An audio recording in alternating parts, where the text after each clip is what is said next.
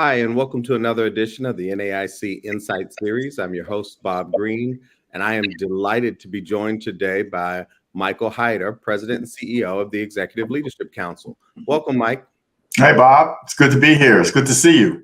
It's good to see you as well, man. It's amazing to me. We both work in DC, and we hardly get a chance to be together. So I'm glad we have this time. I am too. I'm honored. Good. Well, Michael, let's start with a bit of an organizational introduction. Tell us about ELC and tell us what your responsibilities are as President and CEO. Well, the ELC, otherwise, is the Executive Leadership Council, otherwise known as the ELC. And we are a membership-based organization that comprises of, at this point, 800 members who are all happen to be the highest ranking Black executives in their respective fields, and primarily in Fortune 1000 companies. But we have a few entrepreneurs, a lot of corporate board directors. But we are a Black organization of Black executive members who are committed to supporting and developing each other and helping each other survive in corporate spaces. But we're also equally committed to building the pipeline of Black professionals to grow more Black professionals at the manager, director, vice president, senior vice president, C-suite, and CEO levels. And so we pool our resources, and I'm privileged to be the president and CEO of the ELC. And we are the organization that provides leadership and development experiences for Black professionals around the world that's actually made a difference in their promotability. We provide scholarships to Black students.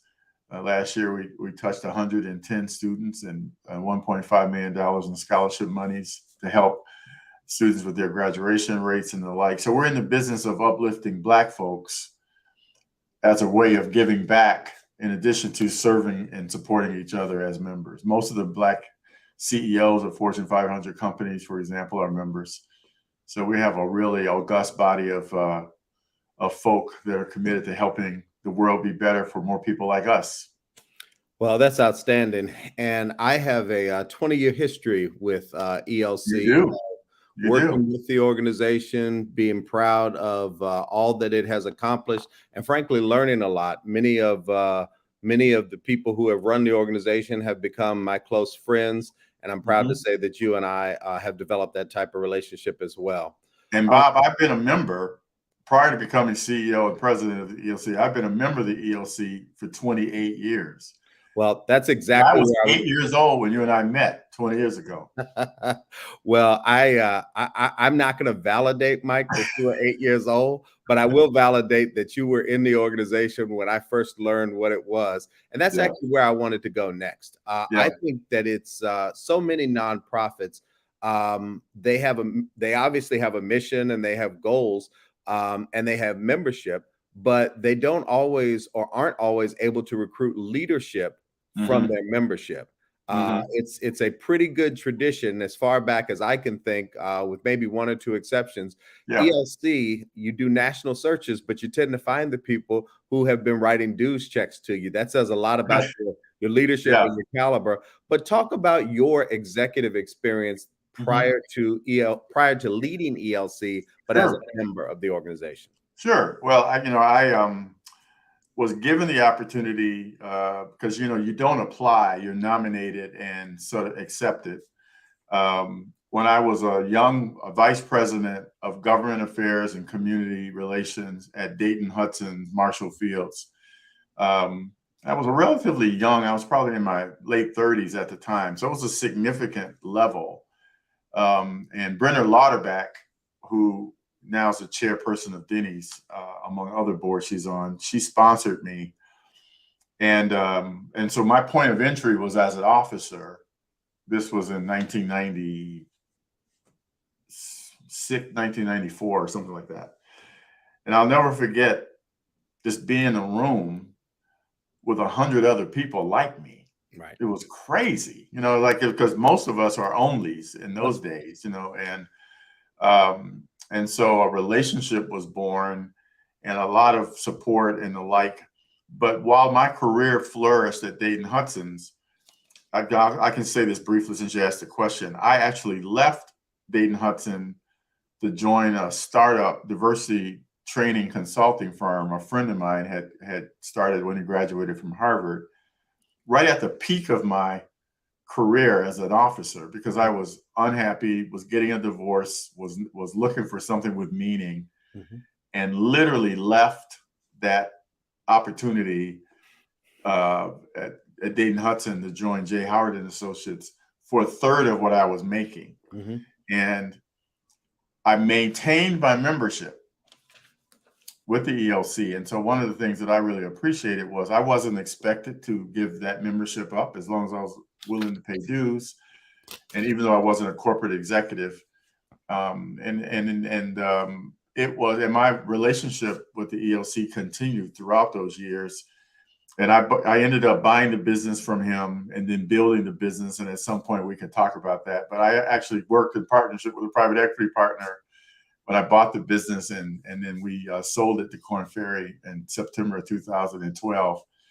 And then as an executive with Korn Ferry, I continued my relationship as a member. And then I was going to retire, and they talked me out of it. And then the ELC thing came up, and I thought, this was a perfect opportunity for me to give back to my beloved organization that I have grown up in and been so actively involved in. And so now I decided to become staff at the twilight period of my life. And I'm having the time of my life, though. Actually, it's been a lot of fun. Well, that is a wonderful and remarkable journey. But we are going to probe some of the nuggets in there. Just getting into the whole notion of the risks that you've taken, the successes you've had. Maybe get in the spirit of what we talk about on Insights. Maybe we talk about some challenges and failures as well. But before we get to all of that, I wanna do a quick State of the Union on where we are in corporate America as Black folks. Where are Black folks today in our relationship with corporate America? I would say, as you would expect, Bob, how everybody says the answer is nuanced. There's always the world is complicated in that regard. But in terms of Black folks in corporate America, let me start at the root. The wage disparity between Blacks and whites is still ridiculously wide in comparison to what it was 30, 40 years ago. The promotion rates for Blacks versus other groups in corporate spaces is still abysmally low by comparison, and turnover is really, really high.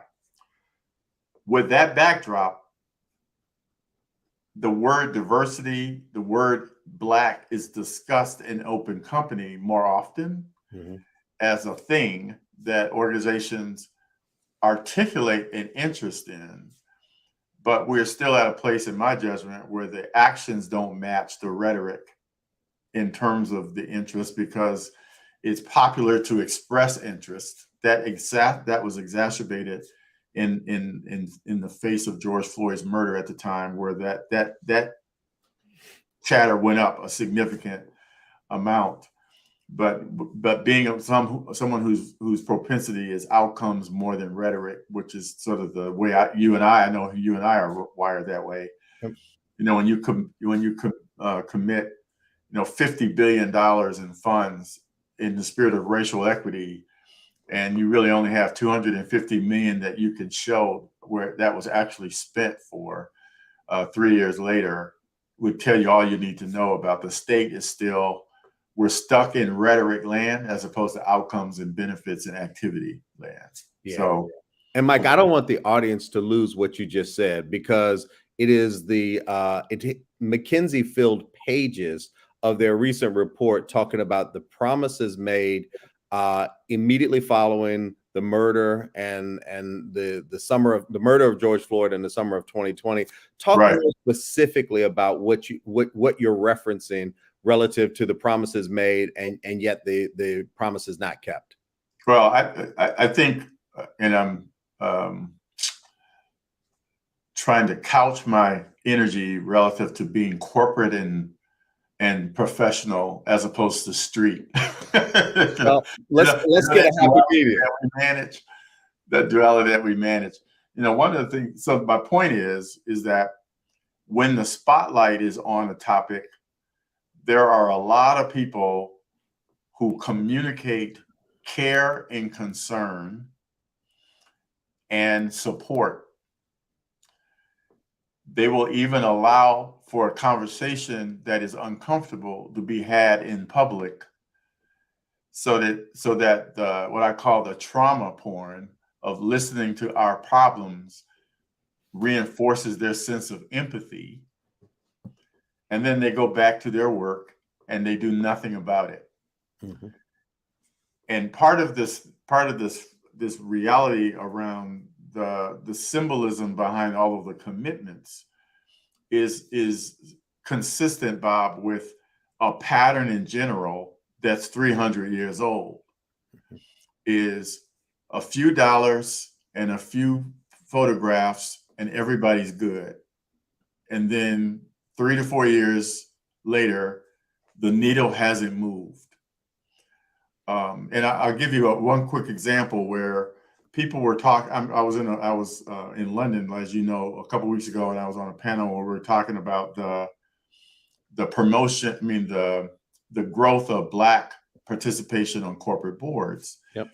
And I shared with them. I said, well, the one thing that's important is when you look at Black people on corporate boards, just use the Fortune 500 as an example. We represent about 8.6% of the board seats in the Fortune 500.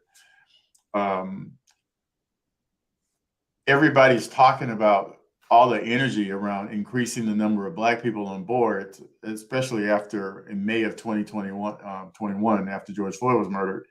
That has happened. But when you look at in a 5 or 10 year period of time, the needle has moved 1.6%, from 7% to 8.7%. Yep. And the average Black person is on more than one board more often than others. So the data would suggest we're still limited in the organization's perception that we have contribution value at the board level, but they will applaud 8% as notable. But with white women, that number changed 40 percentage points in the same period. Yeah. So I'm just using that as I want us to be awakened to the fact that look at actions versus the rhetoric when people are celebrating successes and stuff, whether something really has actually happened or changed. For sure. So Mike, let me actually ask you. Let me set the stage first. So you lead an organization that's comprised of some of the best educated, personally wealthiest, most accomplished Black people on the planet. That there's just no denying that. That's a fact. Right. Yet those people, those 800 people, experience enormous challenges in just being who they are. Correct. And staying in the jobs that they've achieved.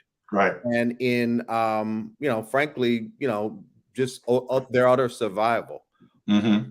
Here's the piece that I'm not sure you have to answer a lot, but I'm going to put it to you because I know you can answer it. Why should Black America care about Black executives?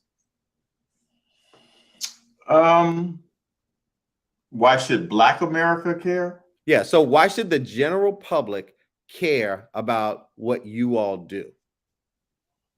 Maybe that's too obtuse. Here's how I want to frame it.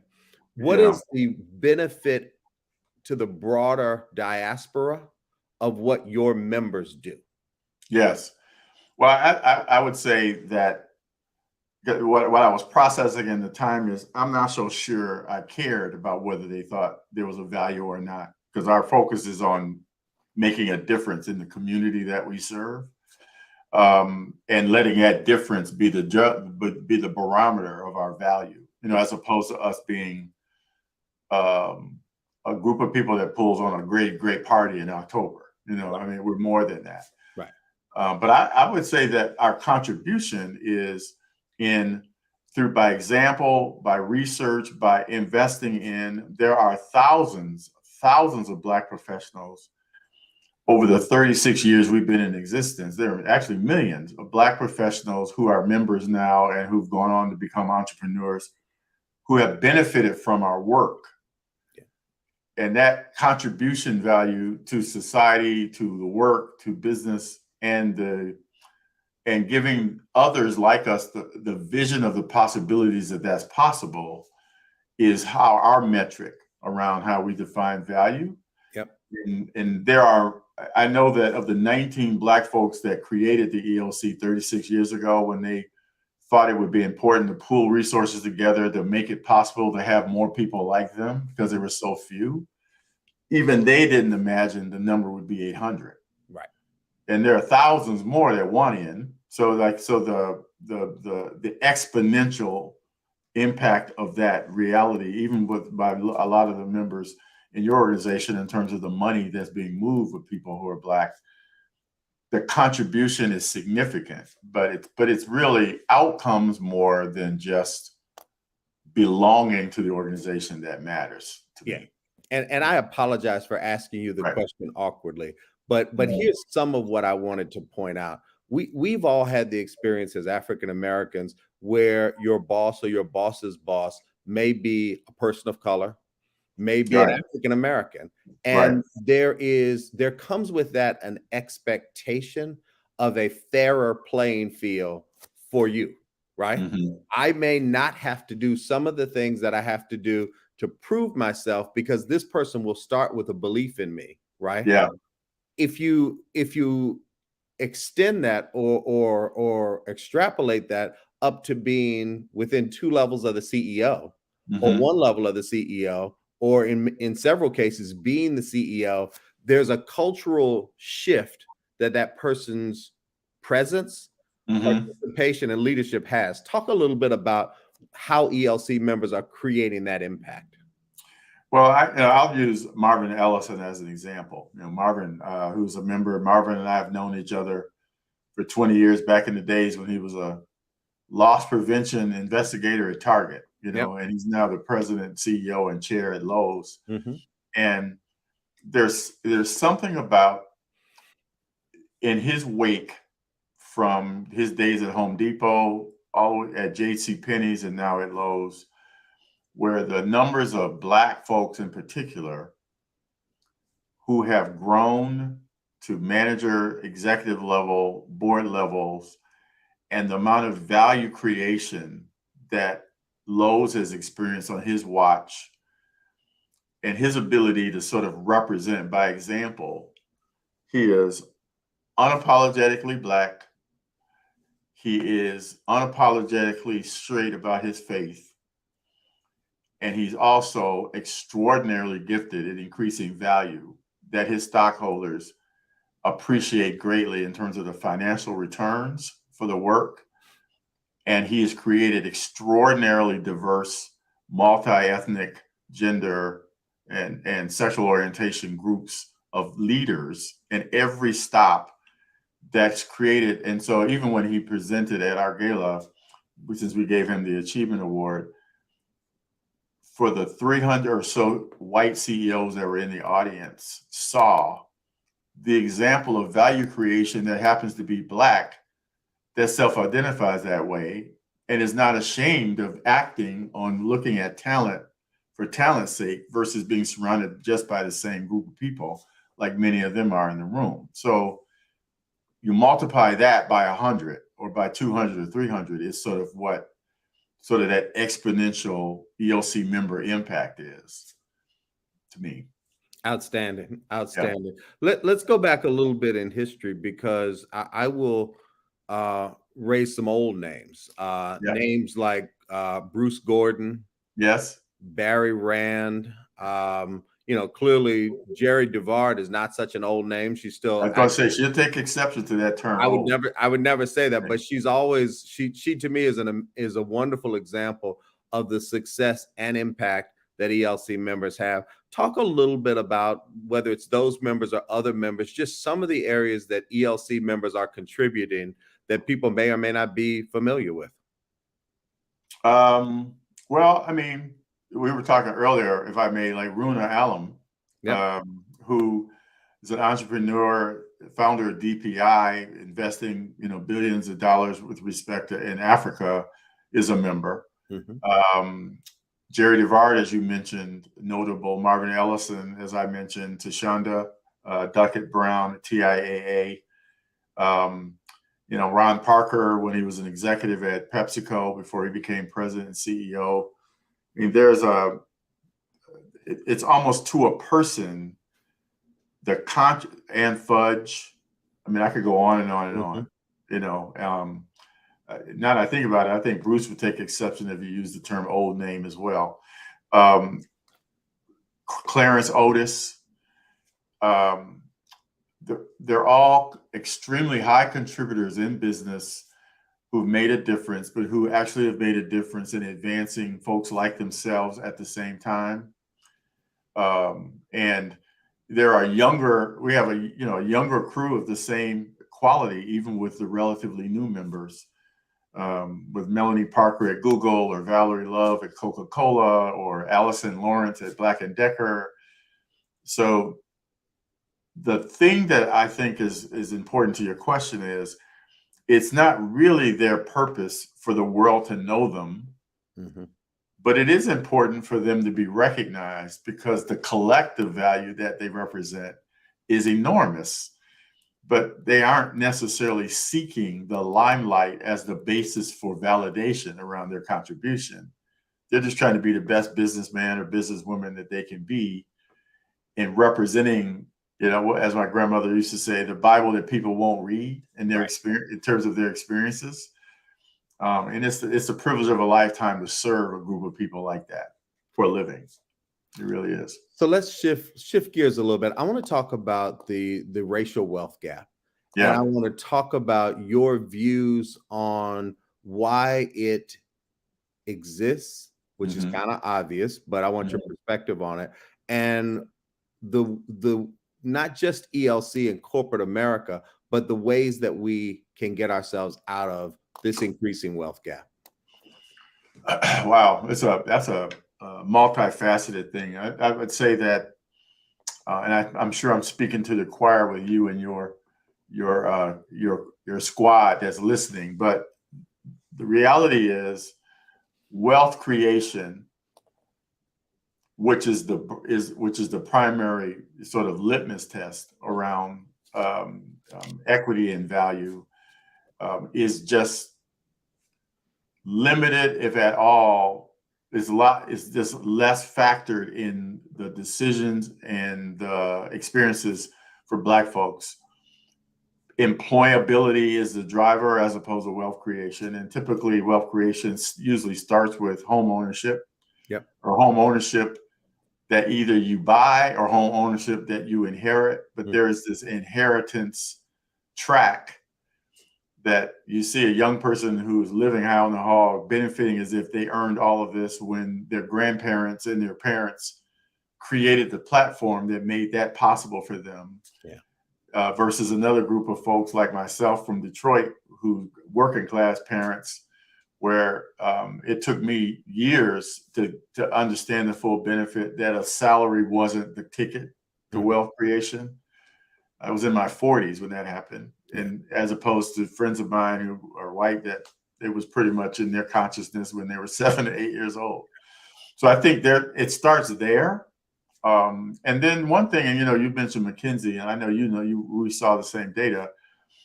There is this sort of pattern where there's a lot at an educational level. Black people tend to be in more service-oriented spaces without degrees, which happen to be in the industries that are the most vulnerable to economic fluctuations in terms of hiring and firing, less represented in the high tech and the advanced sciences and engineering professions, which creates much more opportunities for income to own homes that are less susceptible to the whims of the economic fluctuations. And so how people are steered at a young age in one direction versus the other creates an imbalance too, because, and I think part of this focus, which is one of the reasons why I was just thrilled to be at least having this conversation with you with NAIC in your space too, is that entrepreneurship, investing in and assets and employment combined is a ticket to accelerating the narrowing of the gap between the two, as opposed to just working for someone else full time. And even as members, I'm having a lot of members who are aging out, thinking about moving into other spaces, and who have resources that should have access to learning more about opportunities to invest, because they're in a position where they're looking for something else to do. And I want to make sure that we serve that cohort of our membership as well, as opposed to thinking that working at PepsiCo for 30 years is the sum total of one's value to the organization. So, but I think this wealth gap thing is going to be reduced in an accelerated way when wealth creation, home ownership, and access to what I call high-paying technological STEM-related careers as something that we take on as a collective with a little bit more aggression is the key to me. Just to expound further on some of the things that you've said, I think it's extraordinary how ELC in its own membership and in its own bylaws has expanded to account for what you just said, right? Yeah, so right. You all spent a lot of time, call it 12, 15 years ago, considering what it meant to be a member, right? So there historically was the very clear definition, 2 reporting levels of the CEO of a Fortune 500 company. There was a simplicity and a purity in that that I think you guys loved, but you evolved away from, which is some of the concepts that you talked about before. Once a member, always a member, right? The notion of, is an entrepreneur who's building a business of scale, is he not somebody that should be among our ranks, right? Business is still business. Being an executive is still an executive. So I want to have a little fun and kind of point out the overlap between our organizations, because there have been a number of folks that have started their careers, rose through the ELC ranks, still an ELC member, but also gotten into the private equity business. So one that I'll mention is Don Thompson, right? Talk a little bit about Don Thompson, answer the parts and I can pick up from there on, what he's doing. But what did he do? Why do we know who he is? And maybe what's he doing now? Well, first of all, Don was an executive he was a lot of things, but he was primarily an executive at McDonald's. He eventually was given the opportunity to be president and CEO of McDonald's. It was a big job. And then I think he and his wife were involved in a number of foundations and investments, even while he was in that role. He left that role and decided, with all of the resources that he had available to him, that he rechanneled his commitment to not only investing, but to create a platform and an opportunity for other Black folks to invest. And so I think he started a fund and are building commercial buildings and businesses that are employing people, just to say, and he's doing scholarship work, but he's created a life of service in the financial space. I was going to use Orlando as an example, although he went back on the inside last week with working with I think Michael Rubin, I believe, but Orlando, Dimitri Stockton. I'll give you another one, Lloyd Trotter. Lloyd Trotter, who was GE. Right. Let's talk about Lloyd and what he did a little bit.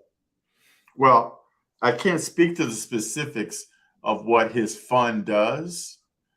I'll pick up on that piece. But who was he at GE? What's the Lloyd was the president of one of the largest divisions at GE, and I think is in the industrial space. Yep. At a time when that was rare. Mm-hmm. It was rare air. And Lloyd, and I'll say this because Lloyd has said this in public too, is that I remember he said that GE was having problems with respect to keeping and promoting Black people. And Lloyd was one of a handful of people who reported to Jack Welch to go in and complain about, to talk to him about what is he going to do about helping the world become better for Black folks at GE. And he said that Jack Welch's response was, well, what are y'all doing about it? I mean, you all have influence. You employ hundreds of thousands of people. I mean, what are y'all doing? And he said he left that meeting fundamentally convinced that it was up to him to make a difference versus waiting on some white guy to do it for him. And he fundamentally changed GE with his own resources before he left GE, and he created the fund that he lives handsomely off of now. That's exactly right. So I'll extend the story. Right. So in 2005, Lloyd Trotter, along with Ron Blaylock, a well-known Wall Street name, and two other GE officers, right? I mean, folks don't understand what it means to be an officer. Was it Harper? Was Harper one of them? Yeah, Art Harper and Jim Shepard. Art Harper and Jim Shepard, all ELC members. Right, exactly. They left GE. They were all officers. And folks don't understand often what a big deal it is to be an officer anywhere, let alone GE, right? But it was a big deal. And they established a firm, Gen X 360, leveraging the experience that they had in investing in industrials and in technologies and, you know, all the many things that GE does. And they raised one of the largest funds at the time, a $500 million fund. And they followed that up with duplicate success and successive funds. So to me, it's not just fun sport for two nonprofit CEOs to talk about the overlap of our members. It to me is an important lesson in impact. Drawing education, experience, and even assembling personal resources in the corporate world, establishing contacts and a track record of success, and then becoming an entrepreneur. Exactly. Let's talk a little bit about your views on how perhaps ELC and NAIC play a role in that for many others going forward. Well, at a minimum, and I know we've talked around this a bit at the last time we saw each other in person, to be more intentional about allowing, I'm probably not as articulate about as I'd like, but allowing our members to become more familiar about the journeys of and the spaces that, you know, the Lloyd Trotters and others have done, and envision the possibilities differently, as opposed to thinking of this as something, because I think there are a number of them that aren't really intimately familiar with that space until they get ready to retire, you know, as opposed to thinking about it early at a minimum. And the possibility of maybe even as sources of investors for your members as a way of entry as well, or even participation and support as board members or advisors to organizations that are investing in other companies. But, you know, iron sharpening iron, as opposed to just being about, I mean, I just think, given the examples you even led with, the opportunity for expanding one's familiarity around it. Because when you and I met, I wasn't familiar with, now what was the organization you were? Marathon Club. Marathon Club. You know, that part of that remit was to introduce us to investing as a way of thinking as an option. That's how I became familiar with it. Well, and that's how I cut my teeth standing in front of then 200 and 300 of you all, trying to explain to you all this different world that wasn't necessarily something you focused on every day. Right. So we should at least do that at a minimum. Yeah. You know, so, but I see the opportunities that's more collaborative and communication sharing with examples that sort of reinforce what's possible, because those examples show it isn't something you made up. Right. These are real people. Right. So I want to introduce a big word here. I love that you introduced intentionality. And I think you and I are both students of the importance of intentionality when it comes to diversity. I actually want to talk about the other end of the spectrum, and that's accountability, right? So people come to ELC as a member, and I recall my conversations with Carl Brooks, people who weren't even members asking ELC to do things. And from time to time, you'll endorse people for a job, not politically, but for a job or a board or something of that nature. How do we think, Mike, about the accountability? What do people owe if they're asking for Black community support? What do they owe the Black community in return? Well, I think if let me give you a little bit more. So when you have a Black person on the Supreme Court, right? You expect that person to be fair towards all people, but you also expect them to understand the plight of the people that they make up, right? Whether that's Thurgood Marshall or that's, Ketanji Brown or that's Clarence Thomas, right? There is a certain measure of accountability that you should have to people. The reverse side of the board movement, right? Lots of people want to be on boards. Lots of people view it as the natural extension or the coda to a successful career in corporate America. What accountability should Blacks on boards have to the Black community? I think Blacks on, you pivoted. So I'm glad you did, because just with Jackson and Marshall and Thomas in the same sentence was like, I'm not even going to go there right now. One of the things that I think we all have a responsibility, not only to be the best in our fields and to contribute, but to represent and help advance and uplift each other too, as opposed to just enjoying the spoils of what a particular opportunity offers us. That's an expectation. I think accountability is a lot more fuzzy when it comes to what can you do collectively to force that accountability to actually to have teeth, but we would like to think that we are people we as a member, as a body at the ELC, are people who want to be held accountable for helping make a difference, that more Black people are employed and promoted and in executive level spaces because of our advocacy, support, and actions versus just talking about it. I would expect, if you're on the board, and I'm on a publicly traded board as well, my voice is to be leveraged not only just for the financials, but to ensure that there's fairness with the development, retention, promotion, and celebration of people that look like me, not only in the boardroom, but at the executive level and in the organization at large, because that voice is rarely mentioned if somebody like me isn't in the room. So I think accountability is huge. I think it's inconsistent. Some people who even look like us, Bob, are happy to be where they are and aren't advocating much for others like them. But our preference is to lean towards those who do.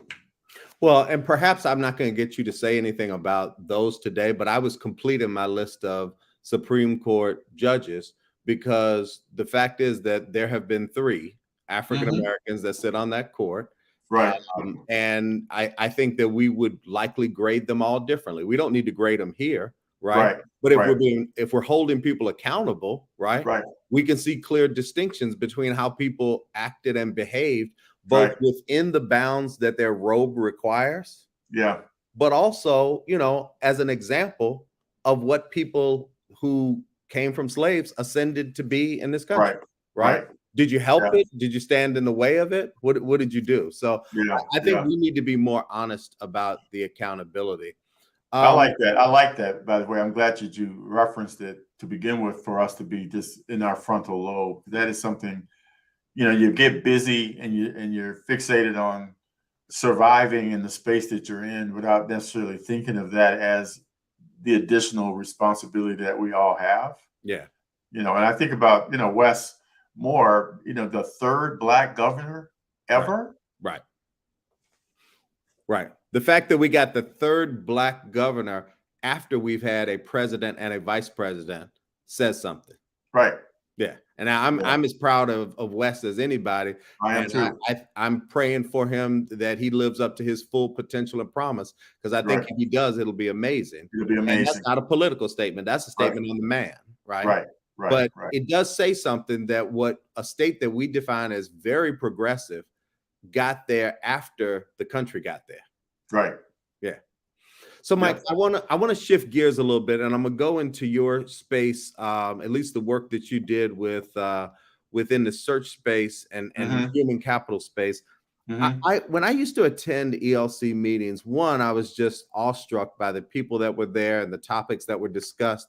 But one of the things that I didn't appreciate as much when I was attending and participating in the meetings as I do now, and I'm going to throw out a name, and as soon as I say the name, you'll understand the topic and the category. There was a psychologist named Price Cobbs who attended every single meeting.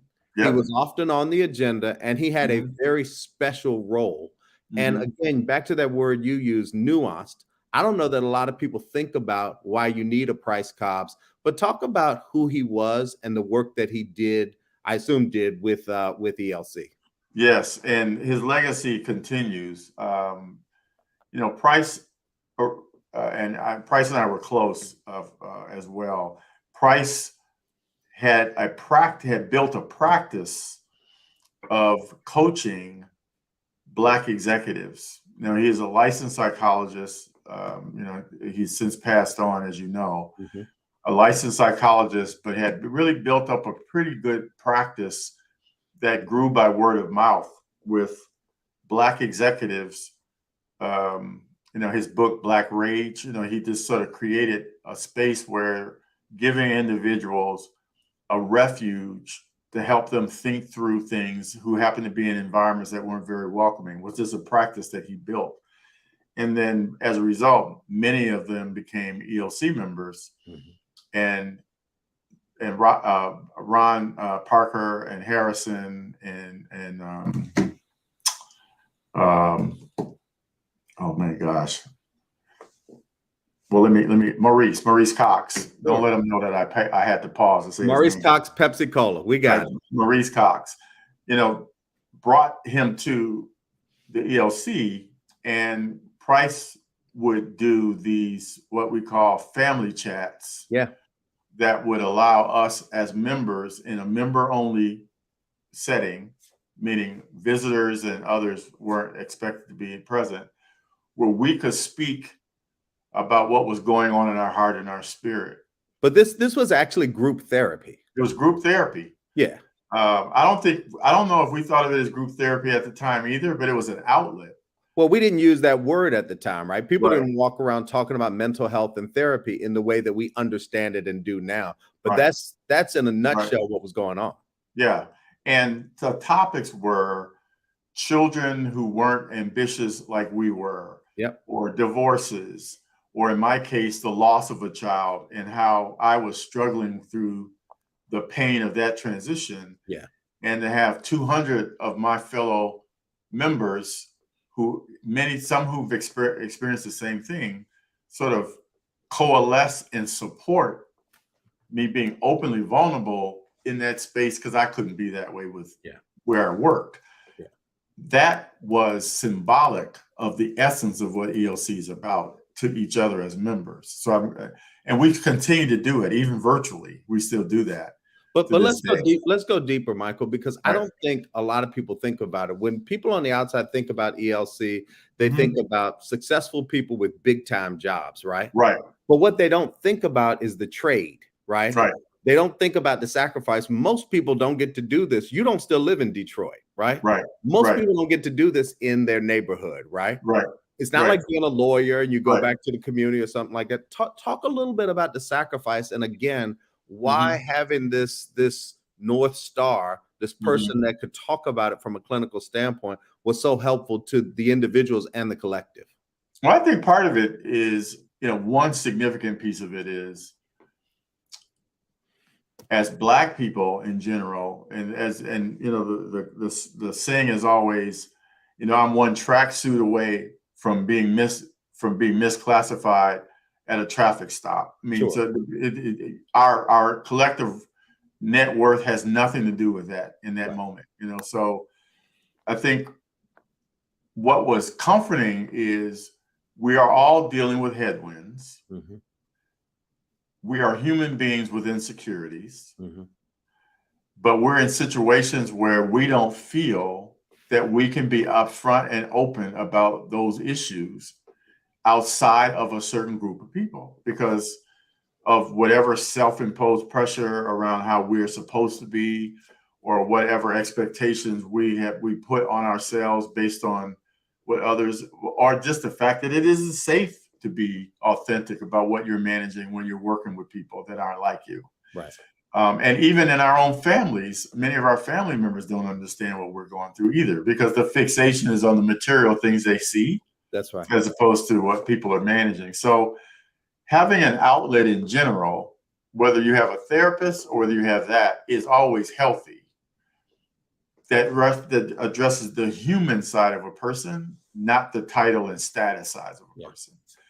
But to be in the room of a group of people whose orientation is to be receptive and to support you through that is priceless, especially when you are numerically in the minority, class-wise and geographically, with most of the majority of the world. Yeah. And I think that's a significant piece of what makes being a member special. It's fascinating to think that ELC has people that run 5,000, 10,000, 50,000 person teams and corporations. And yet you could find yourself lonely in a role like that. Talk a little bit about that. Well, the reality is that even today, you're numerically significantly underrepresented in comparison in those spaces. Yeah. And you don't get there by being docile or fetal positioning. You get there by being good at what you do, being able to navigate politically, and high contribution value gets you in those rooms. But it doesn't necessarily automatically erase the microaggressions or the unfair expectations or the assumptions that some people make by even how you got into the room by virtue of what you look like versus what you do. So I think people just underestimate that the weight of that does create energy. You just learn to mask it. But masking it doesn't mean it's free. Right. Because when you're in the privacy of your own house, and I can tell you, I have been materially broke and materially wealthy a number of times in my lifetime. And material has nothing to do with that energy. I mean, you can be real lonely with your things. Exactly. Yeah. Yeah. And more likely to be because you have people that don't understand it. That's right. So let's talk a little bit about your journey. We've got time left. I want to go back to this very interesting period of time in your life when you basically went from being a upper mid-level, maybe lower level senior executive to creating your own company and finding challenge and both success. Tell us about the journey and tell us what that did to you as a person. Well, when I was growing up, as I mentioned to you, I'm a Detroit kid, and I was growing up, and I'm blessed that my parents, who've been married 69 years this year, are still together. Congratulations to them. Thank you. All I wanted was to make a lot of money. I wanted to be a doctor. I went to Michigan State University as a biology major, and realized I hated biology, and so I had to pivot. And I tried accounting, and I did a summer internship with accounting, and it was better than biology, but not by much. And so I was asked if I would consider this personnel management course, which was in the mid 70s, which was what now is an human resources degree, but I'd never heard of it, but I tried it out, Bob, and I was turned on by the intellectual, the topic. I ran the class every day for 2 years and what was a fundamental thing, the reason I bring this up was I was almost failing in my freshman year because I didn't like biology and sciences as much as I thought I did, because I was fixated on the money, not on the process at the time. And then I was an A student my senior year, which was primarily through HR. And I just knew what it felt like to be perceived as dumb and slow, and then perceived as brilliant. But I was the same kid. Same guy. The same guy. Yeah. And opportunity to become a trainee in human resources at Hudson's Department Stores, which was an iconic store. It's kind of like the Detroit version of Macy's. But they offered me the least amount of money to go work there as a trainee versus in sales at Chevron or AT&T or Deloitte at the time. I became an officer 12 years later. For the first time, a Black person reached that level. And as an HR person who had P&L responsibility, but for the first time, I finally hit what I call that 6-figure bonus perks, big, thick benefit book, private jet lifestyle that I had always dreamed about, and was miserable. Yeah. Absolutely miserable. And I don't know, it just was more of a show of fixation on bonuses than it was on helping make the world better for people that work there. Right. And Jeff Howard, who started his diversity training company, said, look, I can't pay you what you're making, but his business was $1 million, $1.5 million at the time. But I'd love for you to come and help me build this business. And I was making too much money and with 3 kids and 2 homes, and I just couldn't see myself to it. And so when I was unfortunate, and the trappings were the priority of what I was afraid to risk. When my first wife and I made the decision to divorce, as painful as that was, I think what happened in that moment, if I wasn't getting divorced, I probably never would have taken the plunge to even leave such a comfortable situation into something that was crazy. Yeah.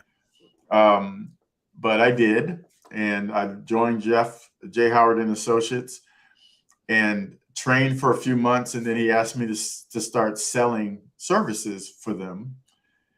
And 18 months later, my book of business was 4 times the size of the company. And that's when I realized, as a former executive, I talked to CEOs and I saw problems for them, and CEOs didn't care about budgets when their problems were being solved.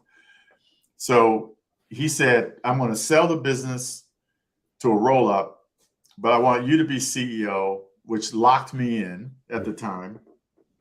And the J. Howard became a subsidiary of a bigger organization. And we fumbled around for a couple of years, but that business crumbled because they overextended in their investments. So another company that was Japanese-based bought the remnants of J. Howard and other businesses. And I was the CEO for that organization. I'd since bought Jeff out, but when I got married to my wife, Tisha, in 2005, I wanted to resign to go back to corporate America. And they didn't accept my resignation.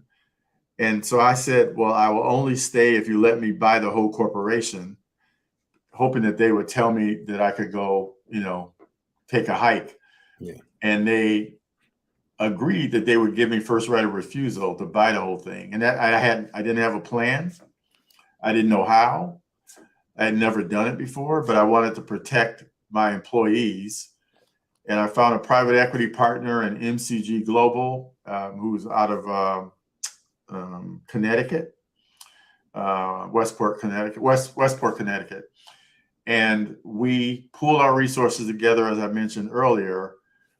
Another book, Bob, I need to write is me negotiating with my owner about wanting to buy the business at a value when they wanted me to buy the business at a premium. So, business at a premium, and navigating that journey. But we got that deal done, and we built the business. It was a $43 million business when we sold it to Korn Ferry. What I love about your story is it resonates with things and conversations that I've heard from so many corporate executives. And I'll invoke the name of Lloyd Ward, right? Yeah. Lloyd took a personal interest in me when we were doing the Marathon Club, and we spent a lot of time together. And Lloyd said, Bob, you ever notice that corporate America teaches everything they need you to know about business? There's nothing they can't teach you. They can teach you how to sell. They can teach you how to manage. They can teach you how to lead. He said, but rarely do they teach you how to buy them out. Right.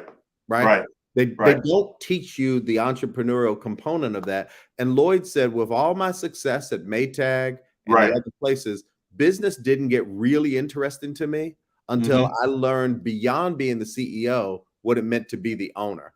And what I love about your story, Mike, is you didn't set out to own the business, right? No. You didn't set out to say, I'm going to take this over. But every time they posed the question, the answer became, you bought more of it. Right. So you were long on the company, and also you were long on Mike Hyter. And if you think about what it's going to really matter to the people of African descent in this country as it relates to business, it's really about what can we learn? How can we learn to tolerate and mitigate risk? Right. How can we form capital? How can we learn to perform?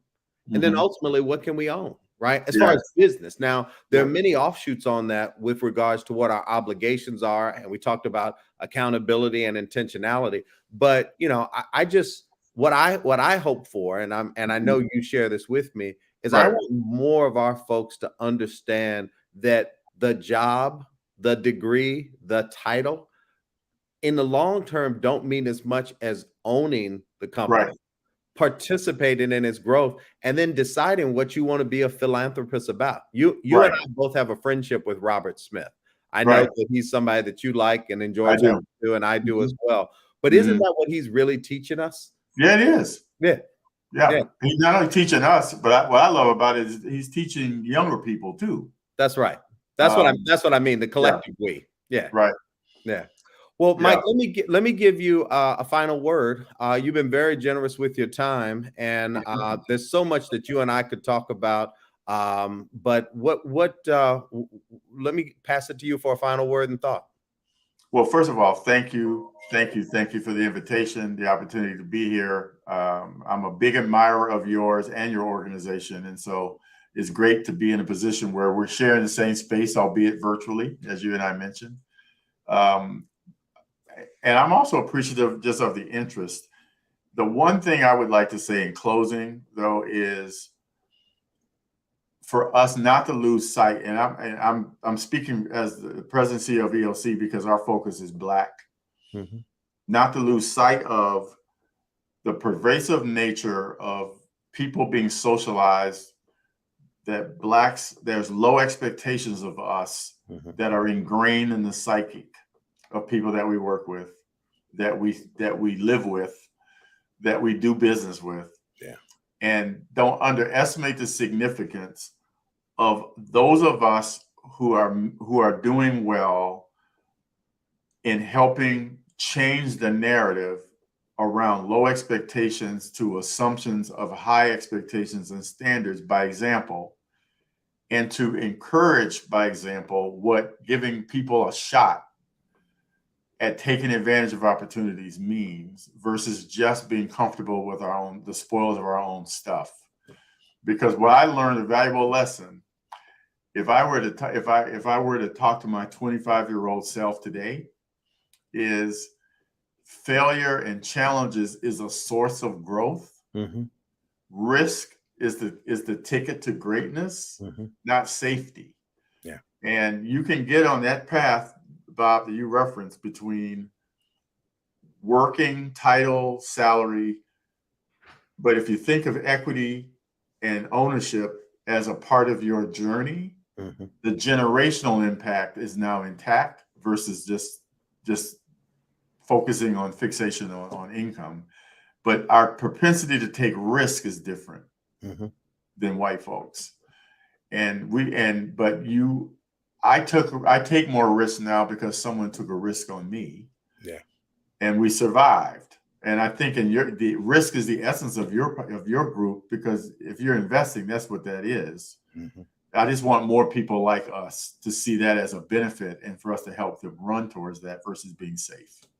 Well, I thank you for those thoughts. And I think in our green room time, you and I had the opportunity to say that while the work we do and the organizations we lead, are important, we can't lose sight of the fact that there was a time when there weren't 800 corporate executives to be in an ELC, Right. and it wasn't $300 billion to populate an NAIC. Right. And all our organizations were dreams of very committed, hardworking people. Yep. So I applaud ELC. I have great respect for you all, great respect for your members. Please continue to plant the flag higher. And I look forward to working with you all as we continue this journey to uplift our people. Same here, Bob. Thanks again. Appreciate Thank you, Mike. All the Take best. care. Bye-bye. Bye.